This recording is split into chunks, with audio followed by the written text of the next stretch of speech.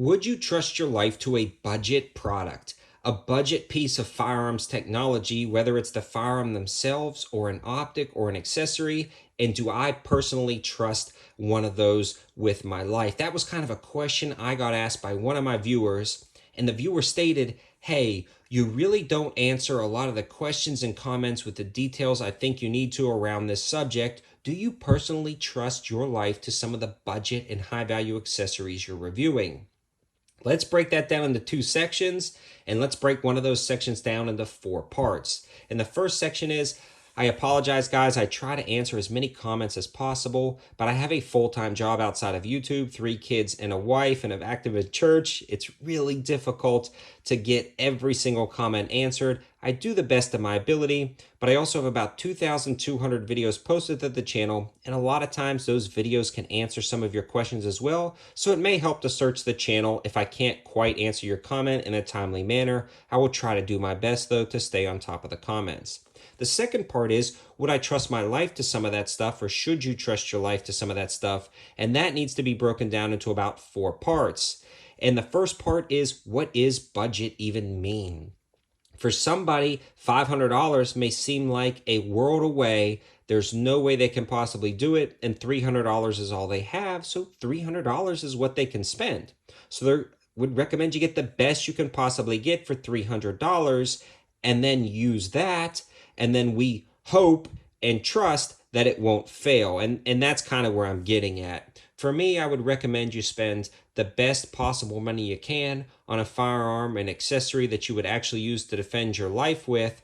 And then at that point, if you save up money in the future and can afford something a little bit better within reason, you can swap it out at that point, but having something is better than nothing. And that's where I really want to break this into a few different points. The next point is, if you do have the budget to spend a little bit more, you should within reason, without leveraging debt, losing your home and your assets, and just buying something that you absolutely don't need just because you think it's a little bit better. So spend money within reason, and that's what this channel is really dedicated to.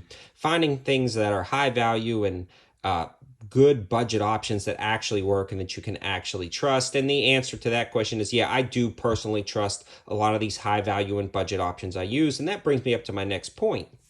What was high value and budget 8 to 10 years ago when I first started shooting is not anymore. I mean, firearms technology and accessory technology has improved drastically over the past 10 years. And I've got some examples sitting in front of you that really just improved and have competed against $400 optics 10 years ago, but might only cost $100 now. So that's the second point. Firearms technology has increased.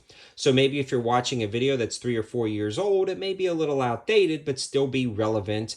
But definitely check out some of my more recent videos where I talk about new technology that I reviewed in the past year or even 2 that's just improved over the years. So let's discuss that kind of high value and budget price point category and would I personally trust it. Let's just assume that you can't afford some of the top tier items like $500 and $600 on a red dot or $2,000 on an AR. I'm going to talk about some options that I've personally trusted and used in that high value and budget category. But then again, that may not be for everybody.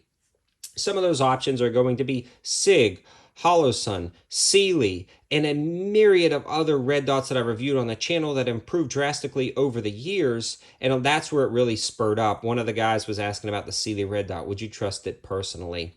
And a lot of these optics, what I try to do in the review is talk about their specs and their features. Things like auto-on technology, a very long battery life, bright dots and clear glass. Those are all indications whether I would use something or not. And personally, I can't tell you what you like and you can't tell me what I like. So I can't really tell you if they're right for you. I can just review them to the best of my ability. The next thing I try to focus on my reviews, if you're new to the channel, is the durability and test and evaluation process that I've done. I try to give you a round count. I try to update you guys after a few months of using a product, and I try to talk about that. And that's the best of my knowledge when it comes to reliability, and that's all I can personally go off of, except for maybe referencing some other reviewers. So again, where I may shoot 400 rounds through something and that proves it out to me, well, that may be not adequate for somebody who requires 1,000 rounds of testing for somebody who would trust their life to it. So you can see it's kind of a give and take there. The best thing I can do is just relay that information. I do, though, try to do a lot of torture testing and evaluations of things like red dots and firearms, where I put them through the ringer and I put them through a more advanced testing than most people would do to try to prove them out when it comes to reliability, and I hope that's evident in a lot of my videos. For instance, I've done torture tests on PSA AR-15s where we've run over them with a truck, dropped mud into the action, shot them with a 12-gauge shotgun, dropped them off a 40-foot shooting tower, and they're still running great, and I would 100% trust this. Now, would it be a little bit more advantageous to have a Daniel Defense battle proven AR? Maybe, but then again, that's what I'm talking about here. It's hard for me to answer what you should trust your life to. Would it be advantageous for you to sell all of the TVs in your house, buy a cheaper car instead of a more expensive car, and leverage that in a Daniel Defense AR-15 for personal defense over the PSA? Like, I'm not personally going to do that, but you may take personal defense that serious where you would sacrifice your cable bill and your car payment to get a top tier AR, when I think personally a PSA AR-15 would work very well in most applications, especially given the testing I've done. So you can see it's kind of difficult for me to say what you should trust your life to, and that's why I try to avoid that extreme comment. I do want to bring up things, though, like the PSA Dagger as well, that I've done a 1,000 rounds review on. I've also have 3,000 to 4,000 rounds total through Dagger products. I've also done a torture test where we've dropped them on the ground on rocks and covered them in mud and dirt, and they still function great. So that kind of proves out to me that you can get a new piece of firearm technology for $200 to $300 that wasn't capable 8 to 10 years ago. Sometimes you couldn't just find reliable firearms 8 to 10 years ago.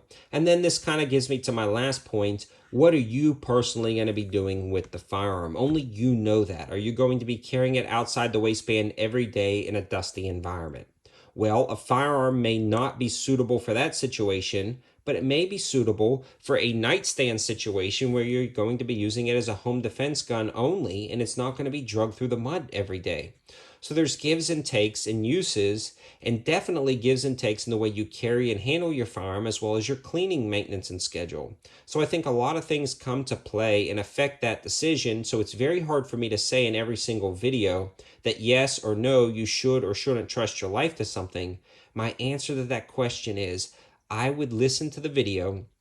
I would dig through for any reviewer and see what they talk about, what they like and what they don't like, and see how many rounds they put through it, and then really do your research and watch a few other reviews to determine whether something is right for you or not.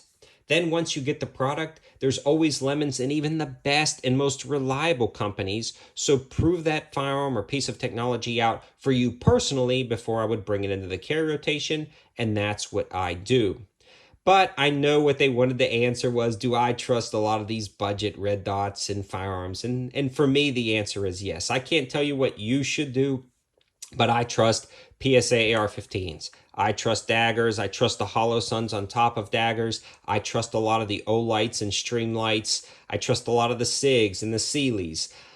Those are things I personally trust in carry applications, competition use, and personal defense applications, but I can't tell you what you should trust. I can just give you the best knowledge I possibly can in the high value and budget arena, and make you guys let you guys make that decision for yourself. So I hope this answers that viewer's question and comment, but I thought it was a very interesting topic. Do you guys trust? I'm going to throw it back on you. Do you guys trust high value and budget products? What are some cheaper guns that you trust? This would be a really great crowdsourcing campaign in the comment section below of high value firearms that you actually personally trust and use, so we can get some data and everybody can bounce their ideas in the comment section below. Is it a Taurus G3C? Is it a PSA Dagger? Is it a SIG Legion? What do you guys trust and use? I'd love to hear your thoughts in the comment section below and your experiences with a wide variety of firearms. Also, a lot of this information can be found on my campsite page. My campsite page is an aggregate site of all the best deals I find on the internet, whether it's a $500 optic or a $20 optic. They're going to be over there, so definitely check it out. And that always helps support the channel because a lot of those are affiliate links, and that's the way we keep this thing going, and that's the way, hopefully, we make this a full-time job rather than having a full-time job that I have to balance with this one. Thanks for watching, guys. Have a good one.